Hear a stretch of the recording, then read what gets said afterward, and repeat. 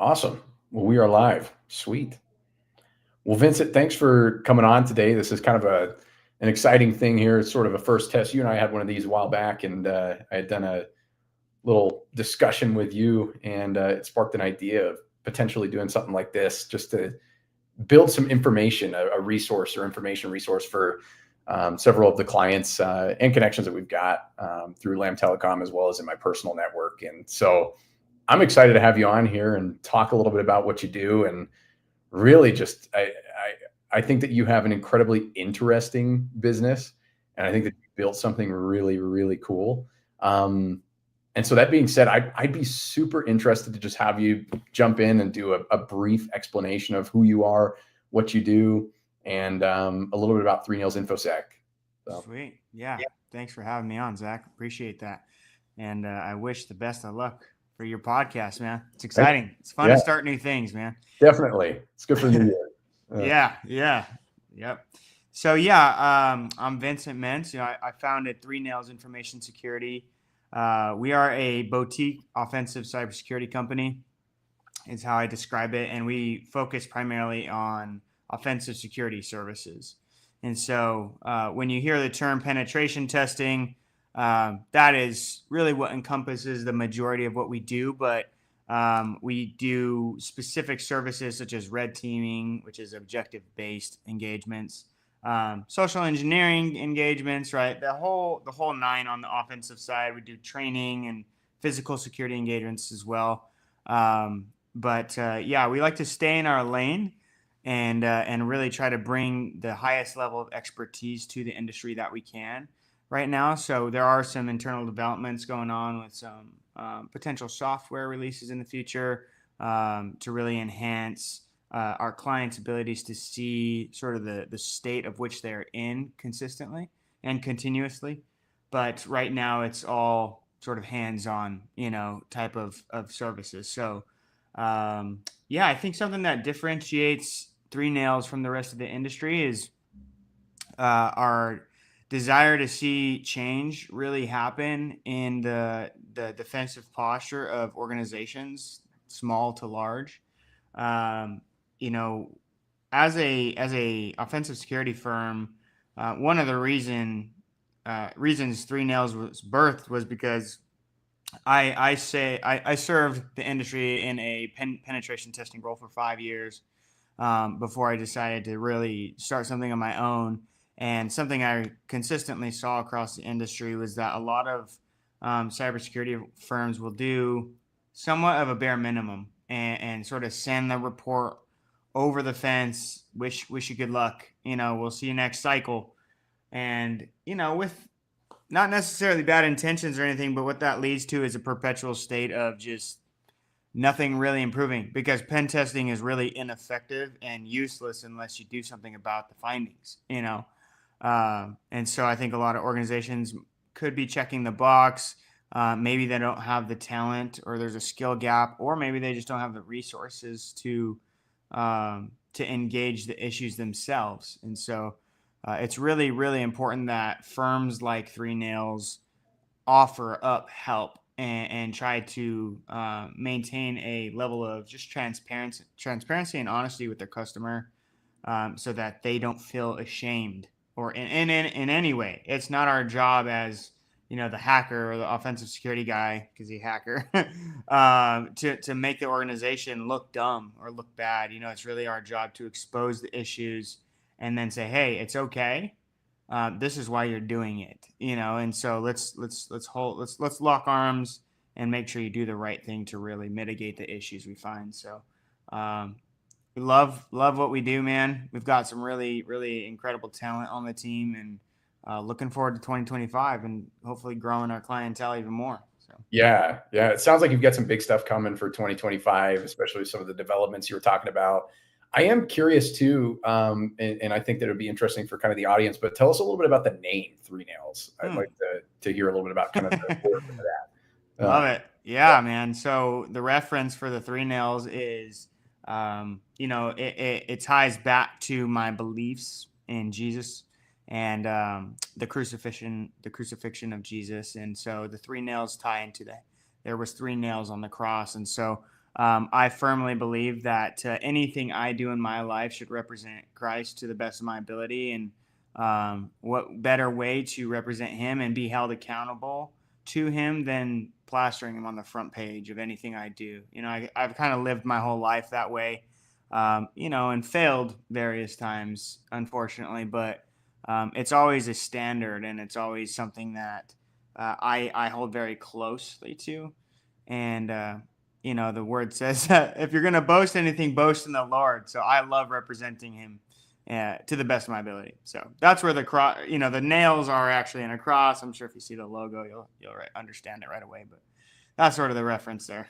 Yeah, that's awesome. I love that. And I think, you and I obviously have an aligned interest on that, particularly with Lamb Telecom and the origins of that name too.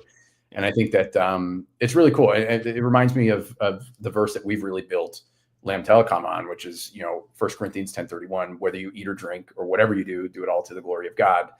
Whatever you're doing, do it to the fullest and do it to the best that you possibly can. And do it as if God is watching, because He is. And so I think that that's really cool. And I think that also plays into the piece of what you mentioned about honesty, and being gentle with providing the information to a client. This is definitely an interesting industry where I've seen several cybersecurity professionals have a little bit of a pride concern of really wanting to grasp onto the environment that they've built, the environment that they've protected. But then here you are coming in and breaking it all. And so it's a gentle tiptoe to walk around and explain some of the things that might be wrong with the system. Because naturally, as humans, most of us don't appreciate criticism. It's the automatic filler to say, no, this is why I'm right. And I think that that's interesting too, with probably the biblical perspective that you put on that. So I think that's really neat. And I am curious too. Well, I guess I'm not curious, but I think that the audience would be interested to hear if they're not familiar. But could you describe pen testing? And for the audience, that's penetration testing. But could you describe that for people that may not know what that is? Because I'm sure there's probably several people in the network that aren't aware of what a pen test is. Absolutely. I was just explaining this to my Uber driver this morning. That's great. Practice it's always a fun time trying to explain what legal hacking sounds and looks like, But essentially, our organizations will bring us in to basically identify vulnerabilities in their external perimeters, meaning anything that's internet accessible, like Facebook.com or whatever website you can visit. And, companies will have things that are sort of delegated for or designated for like IT, which are also web portals and such. But anyway, the client will hand us over all the information that tells us what exactly they own externally. They'll hand us over all the information about their internal networks, which means if you go to a building and that's where you conduct your work, that building likely has a network in it. And so if you're going on site to work. And so it's really important for companies to double check their work, essentially. And one method of that is by conducting a penetration test. So the architects of the network will, they'll build the network, and maybe a network might be standing for 10 years before they do anything to make sure that, ask the question, did we secure this right the first time? And so penetration testing will be the effort that needs to be made for, and preferably a third party, not just an internal team that you built, unless you're a really sophisticated organization, have a good team. But bringing in a third party vendor to come take a look at your network from a non-biased, point of view, and, really just try to find any way possible that the network was built insecurely. And so that could come down to out-of-date software or misconfigurations in also in software, or just really bad practices, reviewing your password policies and how often things are rotating and such. So a pen test is essentially going to show you where a a hacker would be able to break into your company, and then the assumed breach, meaning we're going to ship you a machine, you're going to plug it into your network, and when it turns on, it's going to call back to me. That's called assumed breach, and that's usually the context of a penetration test. When you hear pen test, you should always tie assumed breach to it, meaning the pen testing company should be shipping you a machine or a virtual machine to turn on in your network, and when it does, it'll call back to their command and control servers, and that'll sort of be the assumed breach. Like, oh, let's assume somebody clicked a malicious email and downloaded some malware on their PC, and that's where I will operate from that point forward as well. So first, we go in phases. Usually, we'll assess the external perimeter, see if we can break in without assuming breach. And if we can, we'll see how far in we can get before sort of getting detected or stopped. And then after that, the next phase is usually, let us connect to our machine inside your network and sort of do scanning of the network and move forward from there. So that was a really long-winded explanation. That was not what I said to my Uber driver. Yeah, no, that's cool though. It's really interesting to I don't know. It's almost like you go into a rage room, you're breaking everything and trying to crack it open and whatnot, and you're doing the virtual rage room to try to break everything open for the customer is almost what it seems. That's a dangerous thing to say because we intentionally try not to bring anything down or break anything, but breaking into things, that's an accurate statement. So we will never do anything to cause a denial of service in the network, but we will definitely, break software without causing a crash to try to gain access and stuff. But yeah, that's pretty cool. What are some of the big changes that you're seeing? I mean, even over the last year and maybe going into 2025 for technology and cybersecurity needs that organizations are requiring, particularly in your field. What are you noticing, I guess, from the past year and going forward? Yeah, I mean, as far as pen testing goes, there's not a whole lot that changes, to be honest, from my side of the house. Um, I do see, obviously, the big emergence of AI. And, I also host a podcast, and I've heard from various, chief level, executive officers kind of say things like, look, if you're not implementing AI in your practice, you don't have to rely on it. But if you're not using it, the companies that are using it will eventually run you out of business, Yeah. I agree and disagree with that, but I think a lot of companies are becoming more interested in how AI can benefit them from I think, just operation standpoint, but also financial. Because if you can get a pen test that's automated by AI, it might cost you $5,000 when it coming from us would cost you possibly 25 grand. And so it's like, oh yeah, we'll save a huge chunk of money. Go ahead and save your money, but you'll find quickly that right now there are some really powerful tools that are built based on AI, but right now I think the curve is still leaning preferentially to the manual efforts, and I don't know how long it'll be before we really are sort of computers are smarter than us and they can do everything we can do better. I don't really know, but as far as changes coming, really, I just think that organizations need to start being more proactive than ever, and really start to assess their networks more frequently. I think pen testing is something, I own a pen testing firm, but I can kind of confidently say that I think pen testing will become inadequate if it doesn't change soon too. I think the traditional test is very I don't know, outdated. It's a one-time snapshot of your network, and it's expensive. Yeah. And okay, we did it in January, but what happens until December? Yeah. What if you introduce new software?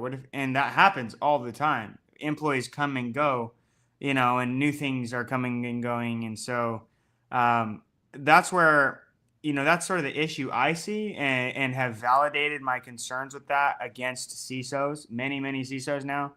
And most have come to the same sort of agreement with me that a more continuous model is something that I think will be sort of more relevant in the future for penetration testing specifically. Totally.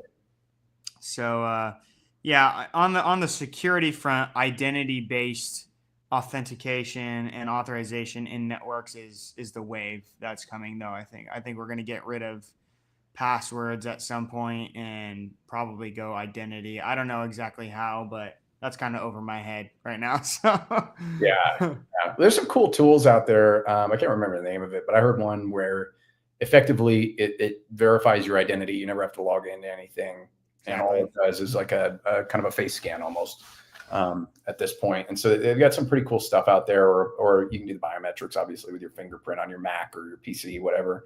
And I think we've got some really interesting things that are out there that are sort of this primitive version Mm-hmm. of that direction that you're mentioning. It's interesting that you say that.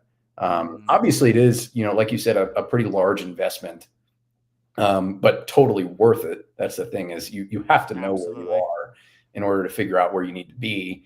Yes. Otherwise, you're just completely bare, and people are able to get into the network willy nilly. And so, Mm-hmm. how do you make that case for, I guess, these security investments to leadership teams when you're going out and you're trying to explain the value of this? Because again, for people like you and me who are specifically working in this, Mm-hmm. it's different than what a CEO or a CFO might think, Mm-hmm. other than what the technology experts might be looking at. I think I have to tie that back to the faith-based thing real quickly, because I think some firms will just say, look, our price is our price. We're going to twist your arm basically until you agree to our price. And like, you can go shop other firms. And I think the quality of your pen test shop is super important. Like, you Mhm. have to find a good shop. And once you do, like, use them for a year or 2 years, rotate, and then come back, because Yeah, the quality of work is really what matters on a pen gotcha. test. The deliverable, like and then the delivery of all that, and the communication lines and things. So it really does matter who you work with. So finding a really good partner is super super important. And so tying that back to faith, though, is um, I was going to say that because we're a smaller firm, we're not so tied to the financial aspect. I mean, obviously it's super super important for us to make a living and stuff, but You stay in business. exactly. So we're not giving away free pen tests, Yeah. but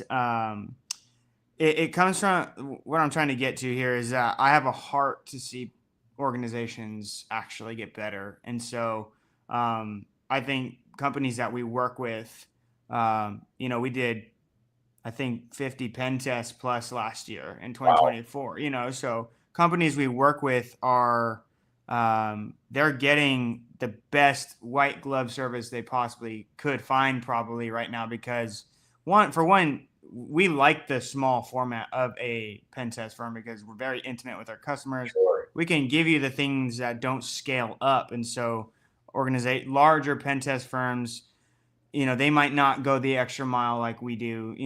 They might be sort of grandfathered into, old pen testing methodologies and the Yeah. way that they do things. But anyway, the faith thing ties back to our desire and heart to see organizations actually change. And so we're willing to sort of compromise and work with our clients as best as possible. So when you say, what's your case for them? It's more like, we're going to work with you and we're going to do everything we can to work with you, and then make sure that our relationship is intact by the end of this thing. So, um, That's cool. I think the thing about that is there's a lot of trust involved mm-hmm, with opening the doors to this kind of thing. And so for you to build the relationship with that individual, I think is really the key differentiator for 3Nails in particular. And it's, I don't know, I think it's a really cool thing to care that much about a customer, yeah, um, man. and to actually want to see them get better. Obviously, again, to the point of, the finances are important. You have to stay in business, but um, that if it's limiting, there's ways to work or scope down and Yeah, and make things happen. So that's pretty exactly. cool.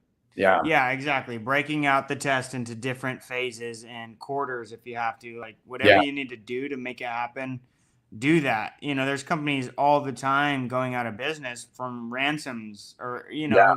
just catastrophic hacks. And it's like, if that's not enough of a selling point, like, I don't know what will be. I just hope it's not too late for a lot of organizations Yeah. before they recognize that they have to invest. Like, and Yeah. I'll be honest, like, this is a specialized field. It's not cheap, and it's Yeah. not easy to find a firm that's willing to work with you. So, and do as good of a job as I'm confident we are doing. So, Yeah. uh, but yeah, it's a lot of fun, man. It's just it is hard to build the trust. Thankfully, we're in a day and age where pen testing is common knowledge.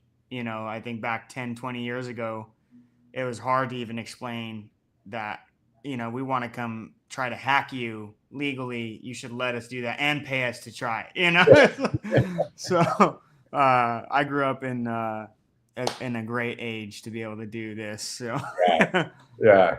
This is definitely quite an interesting time to be alive with all the AI stuff going on, all the cybersecurity risks. And just right. it's interesting to see that move forward. I am curious too on some of the cost stuff. Obviously, the pen testing is very expensive, but maybe for a smaller firm of 1 to 5 people that Mhm. might not be doing a large pen test of any sort, what are some of the cost-effective security measures that Mm. those types of organizations can take and implement immediately, in your perspective? Yeah.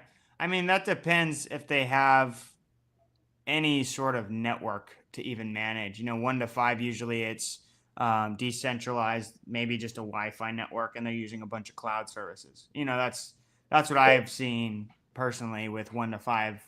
And so I think just having really good hygiene, some security hygiene. So, Sure. I mean, I'm happy to sit down with anybody and construct just like, even if it's a single day sort of training module for a 5-person company, just so that we can talk about the fundamental things like password hygiene and not reusing passwords and don't click these links. Let me show you what a very good phishing email looks like and how to see that this isn't Google, this is Google IO or something, it's Yeah. IE or whatever, you know what I'm saying? So like typo squatting in domains and whatnot. So there's a lot of little tidbits of knowledge that are really, really powerful once you know them, that if you don't know them, you could lose your whole life over one little thing. Yeah. And one other thing too is at 3Nails we have some really sophisticated tactics for social engineering. Voice cloning and spoofing phone numbers, spoofing my face on a video call. We have those types of capabilities. So let's do that in person, live, and show you how realistic it can be. Show you how you can potentially detect that. So 1 to 5, not super hard to train. I think that 1 to 5 training is going to look a lot different than 25 to 50 even. But Sure. so Yeah, I think the AI spoofing, that is mhm. probably going to be one of the most interesting things moving Yeah. forward. I even got a buddy of mine. I've got to have him on the podcast at some point. I think it'd be really Mhm. interesting to talk with him and get his perspective on AI as a whole. But the other day, he's actually in my Bible study, and we Mhm. were chatting afterwards. He's like, "Did you like my post or whatever?" And I was like, "What post?" And I went back and I looked through, and I recalled that I had seen it. Mhm. But apparently, this post had been AI completely created as video AI scripted. Everything about it was completely Wow. automated, Mhm. and he had built this program that effectively had queued up a script, took a video of him as a seed video, created the video with the script, and posted it all for him, automated. And I had not realized that it was AI because when you're flipping through LinkedIn or whatnot, and you see Yep. something come up, you give it a Yep. like and whatnot. That's kind of how it goes. Right. Um, but I had not realized that this whole entire video was created by AI. And he actually told Dang. me too that one of his friends had messaged him and said, "Hey, great video, just saw it." And apparently, he didn't even know the video posted because he had it on automation, and so he had no idea. Wow. And so these things are really, really sophisticated now to the point where, again, video spoofing, it's getting better and better. Yeah.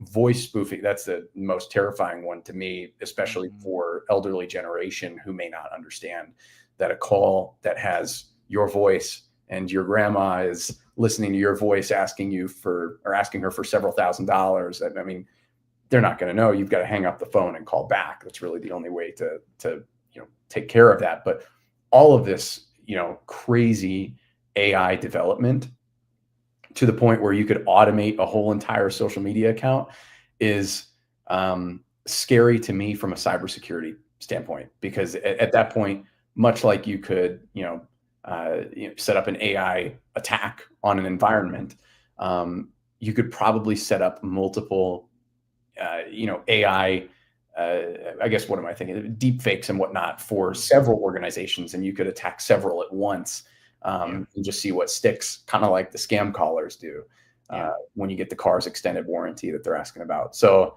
it's going to be interesting to see what that has in store for us for the next couple of years here as that develops and we try to catch up to it. It always seems to be one step ahead on the hack side, and then we're one step behind on the defense side. It's interesting. It's how it is. Cat and mouse game, And the scary thing is everything you just described is all open source and publicly available. Yep.